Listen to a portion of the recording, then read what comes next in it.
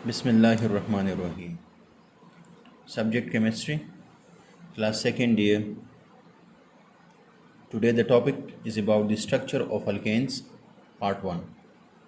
आज हम सिर्फ अल्केन्स के स्ट्रक्चर के बारे में पढ़ेंगे और अल्केन की जो स्ट्रक्चर है उसको मैंने 2 पार्ट्स में डिवाइड किया हुआ है ताकि आप लोगों को अच्छी तरीके से समझ आ जाए कि हम किसी भी मॉलिक्यूल का स्ट्रक्चर किस तरीके से एक्सप्लेन करेंगे और उसके बारे में इंफॉर्मेशन किस तरह हासिल करेंगे। स्ट्रक्चर ऑफ अल्केन को एक्सप्लेन करने से पहले मैं आप लोगों को कुछ पॉइंट्स बताना चाहता हूँ कि स्ट्रक्चर आप लोग किसी मॉलिक्यूल की किस तरीके से एक्सप्लेन करेंगे। तो किसी भी मॉलिक्यूल का स्ट्रक्चर एक्सप्लेन करने से पहले आप लोग उस मॉलिक्यूल का जो सेंट्रल एटम होता है उसकी हाइब्रिडाइजेशन मालूम कर लें। सेंट्रल एटम का मतलब क्या है? लेट सपोज यहाँ पर है CH4। तो CH4 जो मॉलिक्यूल है इसमें ये कार्बन एटम जो है ये सेंट्रल एटम है, या ये सेंट्रल एटम है यहाँ पर, ये कार्बन एटम।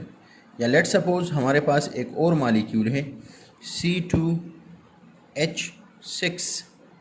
तो यहाँ पर कार्बन कार्बन और इनके साथ ये हाइड्रोजन ऐसे।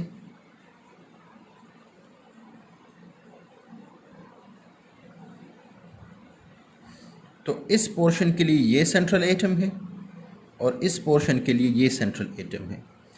तो मैं क्या बताना चाहता हूँ, मैं कह रहा हूँ कि किसी भी मॉलिक्यूल का स्ट्रक्चर एक्सप्लेन करने से पहले सबसे पहले आप लोगों ने उस मॉलिक्यूल का जो सेंट्रल एटम है उसकी हाइब्रिडाइजेशन मालूम करें।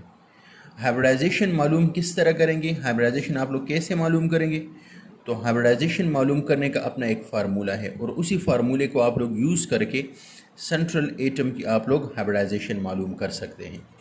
फॉर एग्ज़ाम्पल मैं एग्ज़ाम्पल के साथ उसी फार्मूले को एक्सप्लेन करूँगा। यहाँ पर फार्मूला क्या है हाइब्रिडाइजेशन की?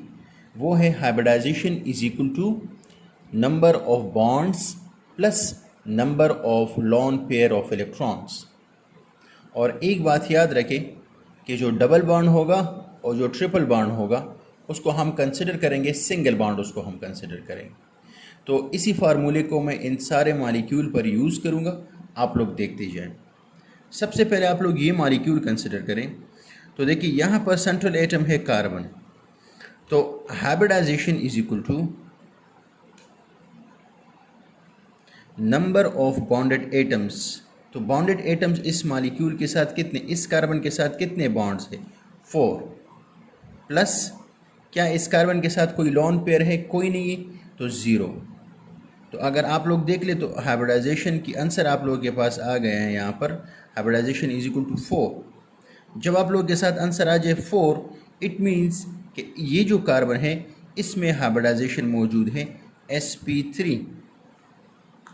ठीक है, तो ये तरीका है किसी मॉलिक्यूल में सेंट्रल एटम की हाइब्रिडाइजेशन मालूम करने का। ठीक है, अब ये दूसरा मॉलिक्यूल आप लोग देख ले, यहाँ पर 2 सेंट्रल एटम्स है। यहाँ पर ये एक कार्बन एटम, दूसरा कार्बन एटम।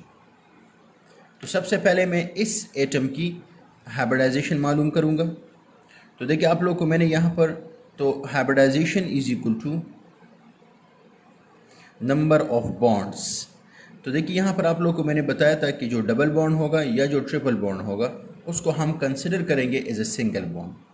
तो ये जो यहाँ पर डबल बॉन्ड इसने बनाया हुआ है, इस डबल बॉन्ड के को हम सिंगल बॉन्ड कंसिडर करेंगे। तो इस मॉलिक्यूल में 1 2 3 इसने 3 बॉन्ड बनाए हुए हैं। क्या इस कार्बन के साथ कोई लॉन पेयर है? कोई नहीं है। तो हाइब्रिडाइजेशन का जो आंसर आ जाएगा दैट विल बी 3। और रिमेंबर याद रखें कि जब भी आप लोगों के साथ इस फार्मूले से आंसर आ जाए 3, तो इट मीन्स कि इसमें इस कार्बन ने sp2, तो ये जो कार्बन है ये sp2 हाइब्रिडाइज है, ये जो कार्बन था ये sp3 हाइब्रिडाइज है। नेक्स्ट सिमिलरली इसी कार्बन को अगर हम देख ले तो सराउंडेड एटम 3, सराउंडेड बॉन्ड्स 3 है, 3 है, तो इसकी भी हाइब्रिडाइजेशन sp2 होगी। ठीक है, नाउ एक और मॉलिक्यूल की तरफ हम आते हैं यहाँ पर। अब इस मॉलिक्यूल में 2 सेंट्रल एटम्स हैं। सिमिलरली जिस तरह इसमें थे, यहाँ पर एक कार्बन ये, एक कार्बन ये। तो मैं हर एक कार्बन की अलग अलग हाइब्रिडाइजेशन मालूम करूँगा। तो अलग अलग हाइब्रिडाइजेशन मालूम करने का तरीका क्या है? आप लोग उसी तरह हाइब्रिडाइजेशन का फार्मूला यूज़ करेंगे। Hybridization is equal to number of bonds. इसने कितने बॉन्ड बनाए हुए? देखिए, जो डबल बॉन्ड होगा और जो ट्रिपल बॉन्ड होगा मॉलिक्यूल में, उसको हम कंसिडर करेंगे एज ए सिंगल बॉन्ड। तो इसने ये जो ट्रिपल बॉन्ड है इसको हम 1 कंसिडर करेंगे और ये 1, तो 2 + 0, तो आ जाएगा हाइब्रिडाइजेशन इज इक्वल टू 2। और याद रखें, जब आपके पास 2 आंसर आ जाए, इट मीन्स कि उस मॉलिक्यूल ने sp हाइब्रिडाइजेशन उस सेंट्रल एटम ने किया। सिमिलरली इसने भी sp किया हुआ, तो sp और sp हाइब्रिडाइजेशन, दोनों sp हाइब्रिडाइज हुए हैं। नाउ इस मॉलिक्यूल की तरफ हम आते हैं। अगर इस मॉलिक्यूल में हम देख लें, तो इस मॉलिक्यूल में जो कार्बन ऑक्सीजन है, यहाँ पर ये सेंट्रल एटम है। तो इस सेंट्रल एटम को एक्सप्लेन आप लोग हाइब्रिडाइजेशन इसकी किस तरह एक्सप्लेन करेंगे या कैसे आप लोग इसकी हाइब्रिडाइजेशन मालूम करेंगे? तो हाइब्रिडाइजेशन मालूम करने के लिए आप लोगों को मैंने यहाँ पर बता दिया कि इसका जो फार्मूला है वो है number of bonds plus number of lone pair of electron. तो यहाँ पर इसके साथ जो बॉन्ड है वो 2 है, 1 2। ये इनके साथ लॉन पेयर है +2, तो हाइब्रिडाइजेशन आ जाएगा 4। और आप लोगों को मैंने बताया था कि जब आंसर 4 आ जाए, इट मीन्स कि वो जो एटम है इसने sp3 हाइब्रिडाइजेशन की हुई है। तो ये तरीका है किसी भी मॉलिक्यूल में हाइब्रिडाइजेशन, सेंट्रल एटम की हाइब्रिडाइजेशन मालूम करना। किसी मॉलिक्यूल के स्ट्रक्चर को एक्सप्लेन करने से पहले सबसे पहले आप लोगों ने उस मॉलिक्यूल के सेंट्रल एटम की हाइब्रिडाइजेशन मालूम करनी होगी। तो नेक्स्ट वीडियो लेक्चर में मैं आप लोगों को डिटेल के साथ एक्सप्लेन करूंगा कि किसी के मॉलिक्यूल के स्ट्रक्चर को हम किस तरह एक्सप्लेन करेंगे। ठीक है, अभी तक इतना ही। शुक्रिया। अल्लाह हाफ़िज़। अस्सलाम वालेकुम।